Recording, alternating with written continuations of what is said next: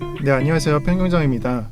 비트가 이 박스권을 두 개를 만들어 줬었고, 이전에는 이 박스권이었고 지금에는 이 박스권이었습니다. 그래서 비트코인은 박스권 상단을 터치할 때 알트코인을 올려주고 또다시 내려주면서 알트코인을 패닉으로 만들어주는 이러한 장세가 계속 됐었다가 오늘 오전부로 상단을 터치한 다음에 조정 움직임을 가져갔던 이런 움직임이 점점 강해지고 있습니다. 그래서 고려 중인 저가는 제가 봤을 때는 이전의 저가였었던 44.1K를 보고 있고요. 제가 봤을 때는 알트 시장은 지금 현재 좀 버티는 장세를 보여주고 있는데 이 저가를 이탈을 한다면 하락분이 관찰될 수도 있다. 이 점을 체크를 해주시고요.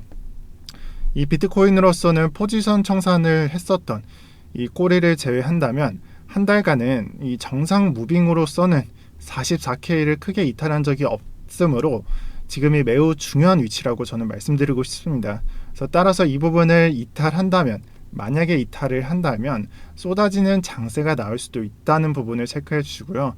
단타로서는 손절 라인을 이 라인으로 왼쪽도 똑같이 이렇게 매물대가 그려져 있죠. 이 가격을 손절 라인으로 잡아 주셔야 함을 강조를 드리겠습니다. 그리고 이러한 조정은 제가 봤을 때는 미 증시의 하락과 동반 중이라고 보고 있습니다. 나스닥은 연내 테이퍼링 이슈 등에도 이 모습으로 신고가를 달성해 주었었고 이제는 신고가를 달성한 다음에 조정이 나오는 구간을 맞이해 주고 있습니다.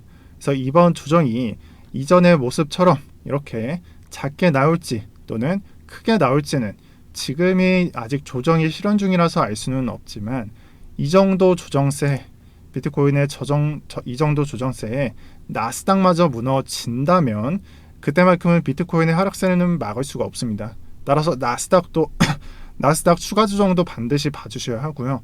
이 부분에서 좀 조정이 멈추고 다시 회복하는 움직임을 가져가지고 있는데 이 부분이 뭐 데드캣으로 발현을 할지 실현이 될지 아니면 여기서 진짜 반등이 나올지는 그 누구도 모릅니다. 그래서 추가 조정이 나오는지를 주로 관찰을 해주시고요. 제가 영상 첫 부분에 이런 안 좋은 소리를 드리며 경고를 드리는 만큼 제가 봤을 때 비트코인은 지금 현재가 꽤나 긴급한 순간이라고 보고 있습니다. 이와 동시에 이번 조정세는 미 증시의 하락과 동반 중이라고 보고 있습니다. 지금 보고 계시는 나스닥은 연내 테이퍼링 이슈 등에도 신고가를 달성해 주었고 이제는 이 신고가 이후 조정이 나오는 구간을 맞이해 주고 있습니다. 그래서 이번 조정이 이전처럼 나스닥 이전 조정처럼 작게 나올지 또는 크게 나올지는 그 누구도 모르며 아직 조정이 실현 중이라서 알 수는 없지만 이 정도 조정세에 나스닥마저 또 무너진다면 그때만큼은 비트코인의 하락세를 막을 수 없으니까 나스닥 추가 조정도 여러분들이 반드시 봐주시고요. 제가 영상 첫 부분에 이런 안 좋은 소리를 드리며 경고를 드리는 만큼 지금은 꽤나 중요한 순간임을 여러분들은 인지하고 계셔야 합니다. 그래서 이번 조정은 비트를 강세장에서 약세장으로 바꾸어 놓았습니다. 이 RSI 차트를 보시면은 이전의 장과 지금의 장이 다르다는 걸 알 수가 있는데요. 지난 한 달 반이라는 기간 동안 우리는 강세장 영역에 머물러 있었고 이번 조정으로 인해서 지금 보고 계시는 음봉으로 인해서 이 약세 구간을 밟고 있습니다. 저는 지난 과거 차트를 통해서 이 약세 구간이 3일에서 7일 정도 걸릴 것으로 보았으며 지금 현재가 6일 차에 해당합니다. 이런 면에서 오늘 음봉이 마지막 털기봉일 수도 있지만 반대로 여기서 저가 이탈 상황이라면 횡보장이 아닌 조정장이 추가로 실현될 수 있는 부분을 주의해 주시고요. 여러분들에게 일주일만 견뎌 보시라고 말씀을 드렸었는데 이 부분이 길어지면 길어질수록 답답함을 느낄 수 있을 것 같아서 걱정되는 구간이기도 합니다. 다만 저는 이번 약세장에 빠지는 구간 이후에 강세장이 출현해주는 이 아이디어는 계속 유효하게 바라보고 있습니다. 그렇게 된다면 이 매수세 회복으로 RSI는 다시 중간 이상을 넘어와서 우리가 2개월 동안 누렸던 반등장을 다시 한번 그려줄 수도 있고요. 요즘 커뮤니티에서는 이 시즌 종료다, 도망쳐 이런 말들이 난무하고 있는데 아직은 시즌 종료급은 아니며 단기 조정에 대해서 대비해야 되는 구간으로 말씀을 드립니다. 또한 이번 조정은 전체 상승분에 대해서 이 382 구간까지 조정을 그러니까 상승분을 되돌려 놓았습니다. 그리고 지금 현재가 이 구간을 테스트하는 과정이라고 말씀을 드리겠습니다. 또한 여러분들께서 이 비트파이넥스의 비트 쇼 물량을 기억하실지 모르겠지만 지난 그 약세장에서 엄청난 하방 압력을 연속적으로 보여줬었던 거래소입니다. 그래서 지금 보고 계시는 것은 비트코인이 아닌 이더리움의 쇼 물량이고요. 지난 이더 대반등 차트 때 이 쇼 물량이 대거 매집되는 상황이 있었습니다. 하지만 상승하는 모습을 보여줬고 또 이 모습이 오늘 한 차례 정리되는 모습을 보여주고 있습니다. 그렇게 된다면 여러분들이 생각했을 때는 야, 이더리움 그럼 떡락하는 거 아니냐 이런 생각을 할 수 있겠지만 제 생각에는 현물을 던지면서, 그러니까 제 생각에는 이 쇼 물량을 잡으면서 현물이나 아니면은 뭐 레버리지를 좀 잡는다든지 그런 식으로 동시에 뭐 해지 수단으로 잡지 않았을까 하고 생각을 하고요. 그래서 이번 물량에는 현물을 던지고 쇼 물량을 정리하는 모습이 아닐까 합니다. 따라서 해당 포지션의 레버리지가 뭐 롱에 가깝냐 숏에 가깝냐에 따라서 단기적인 차트는 좀 갈릴 것으로 보이고요. 하지만 그 반면에 장기적으로는 이 차트가 저는 오히려 더 좋을 수 있다고 봅니다. 그래서 이 부분이 조금 이해가 안 되신다면 예전의 영상을 보시면서 비트코인 쇼 물량, 비트파이넥스의 쇼 물량을 좀 비교해 보시면서 설명을 조금 더 들어보시는 것을 권고드리겠습니다. 들으시면서 조금 헷갈리는 것은 여러분들의 탓이 아니라 이 물량 자체가 정확히 그냥 숏이 좀 빠졌다. 이 단순하게 이 한 가지 의미만 담고 있지 않았습니다. 그래서 여러 가지 상황도 고려해 봐야 되고 이놈이 뭐 현물로 롱을 잡았을지 아니면 몇 배수로 잡았을지 이보다 더 큰 금액을 잡았을지는 그 누구도 모르는 상황이지만 그래도 쇼 물량이 제거된다. 이 물량이 없어짐에 따라서 현물 차트에서는 좀 더 긍정적인 상황이 나올 수 있으므로 저는 정리를 드리겠습니다. 또한 도미넌스 부분에서는 이번 약세장 안에서 이 도미넌스가 조금 급등하고 있는 것으로 보이는데 이 말은 전체 코인들은 쥐 죽은 듯이 흐르겠지만 배 아프게 잡코인들이 하나 둘씩 빔 형태로 반등하는 형태로 장을 만들어줄 것으로 보이고 있습니다. 또한 이 약세장이 회복되는 대로 이런 도미넌스 차트는 무너지겠지만 그 전까지는 오늘 장처럼 일시적으로 잡코인장이 될 수도 있고요. 또한 오늘처럼 이 구 잡코인이 상승을 받는다든지 아니면 이전까지 주목을 못 받던 종목을 펌핑을 시킨다든지 이런 꼬시는 장이 펼쳐질 것이고요. 저는 이러한 장에는 참여하지 않을 예정입니다. 또한 참여하실 거면은 만약에 정말 참여하실 거면은 9시 경주마 타임에 한 10분 또는 20분 정도만 노리는 형태로 해보시고요. 또한 매매 방식은 스캘핑 형식으로 매매를 하셔야 되고요.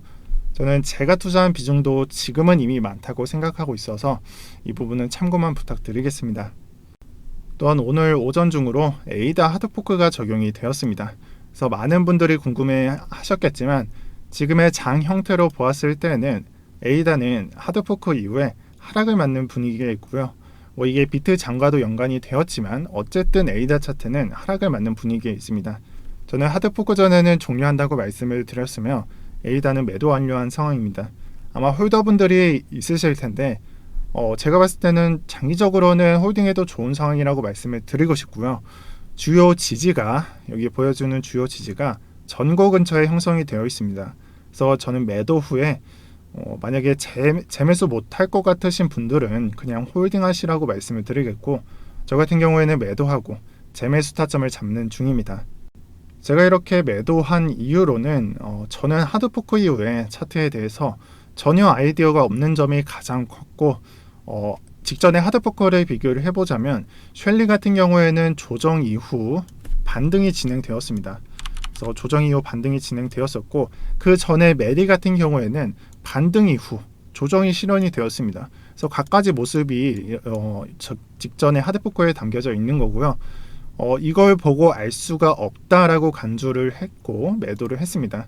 또 재매수하는 관점, 그러니까 야 매도했는데 왜 재매수를 해? 이렇게 궁금해하실 분들이 있으실 텐데 재매수하는 관점은 제가 에이다 돌아가는 판을 보니까 지금 단기성 호재는 없지만 스마트 컨트랙트가 아직 미완성 상태에 있고 지금 뭐 떠도는 말 들어보면 아니면은 뭐 찰스 호스킨스 입에서 나오는 말 들어보면은 아직 미완성 상태라는 게 눈에 보이실 거예요. 그래서 아직 미완성 상태이니까 앞으로 상승분이 존재한다라고 생각을 하고 저는 재매수 관점, 재매수 관점으로 바라보고 있습니다. 다만 막 급급하게 여기서 들어가지는 않고 저가 매수를 기회를 준다면 저는 재진입하려고 합니다.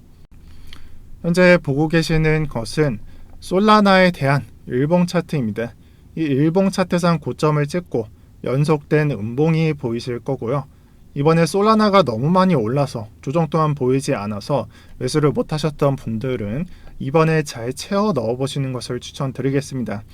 물론 이 자리가 겁나는 건 사실입니다. 아직 양봉이 출현해 주지도 않았고 또 지금 음봉이 계속 무너지고 있으니까 이 조정이 언제 끝날지 모르겠지만 신규 진입의 경우에는 주봉 차트를 보면은 주봉의 시가나 저가는 도달하지도 않고 시가조차 깨지지 않았으니 이 부분이 꺾이기 전이니까 여러분들이 주봉에 시가나 아니면 저가를 손절로 잡던 아니라면 천천히 채워 넣는 식으로 조금씩 이렇게 매수를 하시던 간에 장투로 접근하던지 간에 이번 최대 조정 폭에 저는 매수 관점으로 제시를 해 드리겠습니다. 추가로 이렇게 메이저 코인들이 조정이 심화되면서 어디론가 도미넌스가 빠져나가고 있는데 그 부분이 리플 쪽으로 좀 몰려야 된다라고 보고 있었지만 아직까지 리플 도미넌스가 빠지고 있는 걸로 봐서는 아직 리플은 상승세를 받는 장은 아닌 것 같다라는 것을 추가로 설명드리겠습니다. 지금 보고 계시는 샘 뱅크맨 프라이드는 FTX의 창시자입니다.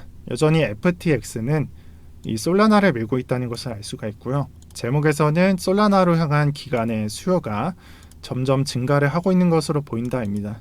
그래서 FTX 측에서 그렇게 보고 있고요.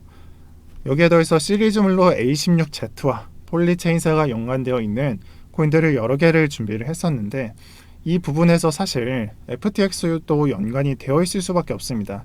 또한 그러한 코인들을 여러 개 준비했지만 지금처럼 비트코인의 장세가 이렇게 안 좋을 때에는 여러분들이 여러 개를 뿌려 두시기보다 일단 대장격부터 기회가 되는 대로 챙겨 두시는 것을 추천드리고요.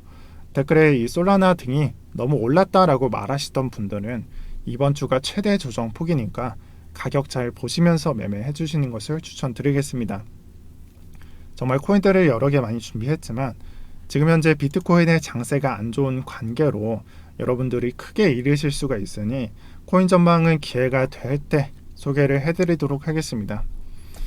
네, 오늘 영상은 여기까지 하겠습니다. 지금 비트 저가로 말씀드린 포인트들을 체크하시면서 이번 약세장을 잘 버텨주시길 바랍니다. 오늘도 평경장이었고요. 시간 나실 때 구독이나 좋아요 한 번씩 부탁드리겠습니다. 감사합니다.